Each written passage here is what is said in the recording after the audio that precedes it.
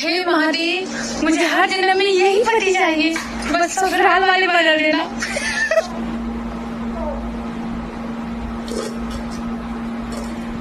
अगर आपको कोई कुछ कह देता है तो दुखी मत हुआ करो, बिल्कुल भी दुखी मत हुआ करो। भगवान ने इतनी बड़ी जुबान दी है, सुना दिया करो तुम भी। बात तो सही है।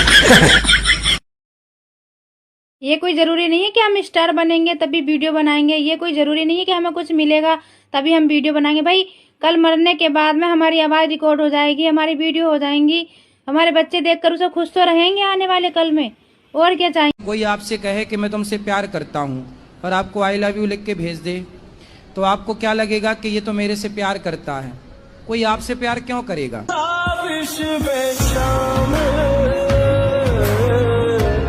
रील्स बनाते टाइम और देखते टाइम मैं एकदम सही रहती हूँ, बाकी के टाइम कई बीमारियों की चपेट में आ जाती हूँ।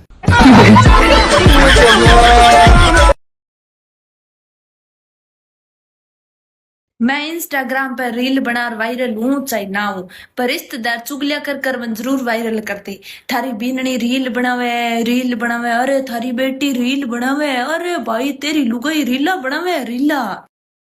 जब आप छोटे थे क्या सोचते थे? बड़े होकर गरीबों की मदद करना। फिर आपने बड़े होकर गरीबों की मदद करी? जब हम बड़े हुए फिर हमें पता लगा हम खुद ही गरीब हैं।